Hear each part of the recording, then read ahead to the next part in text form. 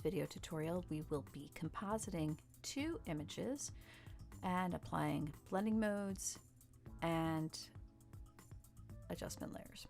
So I'm going to open up this Apple Splash file that you have been given. And as you can see on this, we have two layers. So one is called Water Splash, which is that layer. And then we also have Apple, which is there, and then a background layer. So what we're going to do is essentially try to make it look like the apple is creating the splash, and we're going to change the color of the splash as well. There are a few things that need to happen here. We need to transform both layers, meaning that we need to resize them or scale them, rotate them, etc. So I'm going to start with the apple, and I'm going to use my move tool to move that kind of into the middle of my screen. And I'll probably also reduce the size of that at some point. And now I'm going to go over to the water splash layer, and I'm going to enter into transform mode. You can either do Command T, or you can go to the edit menu and select free transform. Or while you have the move tool selected, you can also click on show transform controls. So once I've done that, I'm going to rotate it. I actually want this to be the top, I believe. And just going to move that into position. And it's a little small and the apple's a little big. So I'm just going to scale that a little bit. And commit my changes, and then I'm going to go back to the apple layer and also resize that.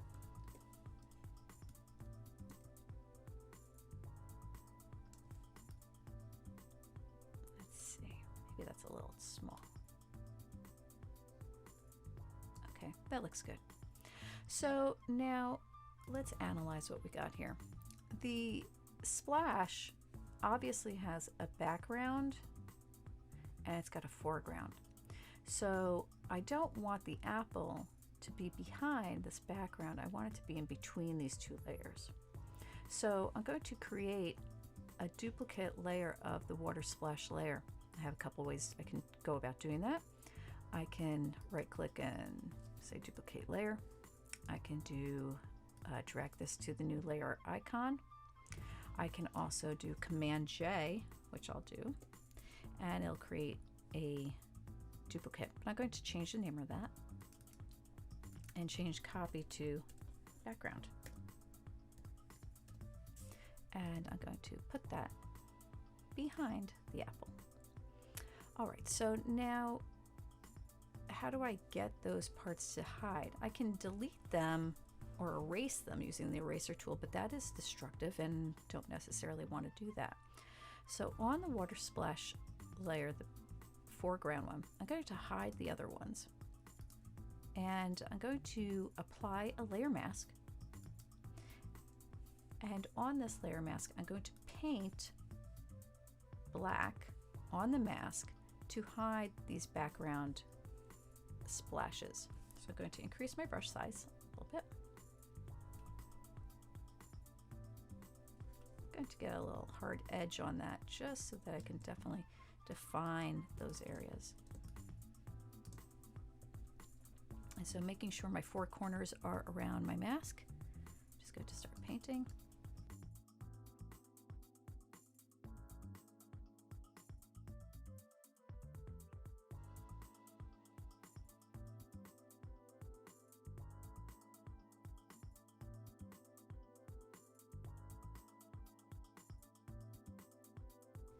And that'll do it. I want to put visibility back on for my apple and my background layer. And let's take a look how that looks. Okay. So now I want to change the color of the splash so that it looks like a red apple splash. So with this layer selected, water splash, I'm going to apply an adjustment layer to change that color. So I'm going to select hue saturation, and I can colorize this, which would change it to whatever color is on the scale here. Or I can work within the color range and change it. Now you see that this is changing everything that's below it, and we don't want to necessarily do that. We just want it to change just this layer. So to do that, we want to clip it. To clip it to the layer below it, we hit this button or hold down the Option key and hold your cursor between the two layers and you'll get that icon. And now it's only applying it to the water layer. So as I scale through this or slide through it, I can see that I'm getting to some colors here. I can change the saturation or intensity of that color, the lightness or darkness of that color. Or again, I can colorize that. If I colorize it, again, I want to select a red. I want to increase that brightness or intensity and drop the lightness.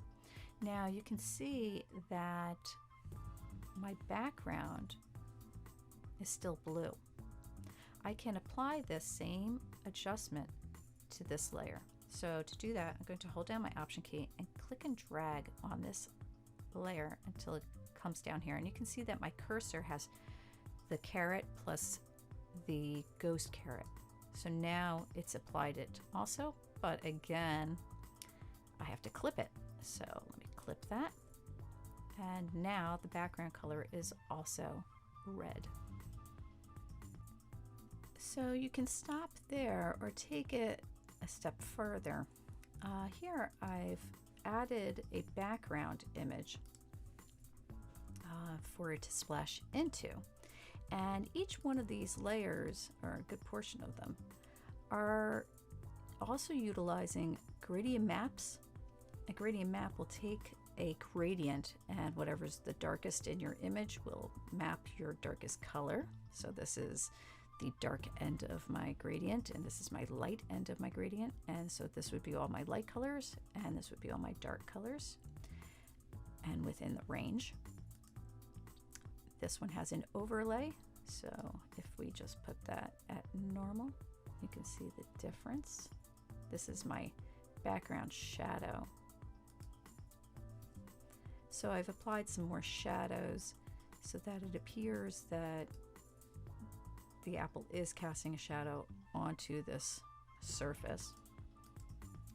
I have several different layers applying different effects and blending modes. I encourage you to use blending modes and work with them, and also explore what each blending mode is and what it means. If you were to do a Google search, or even within the Photoshop help files, blending modes, you'll find a tremendous amount of information about blending modes. And basically, it's how a top layer or a layer above other layers blends into the colors below it.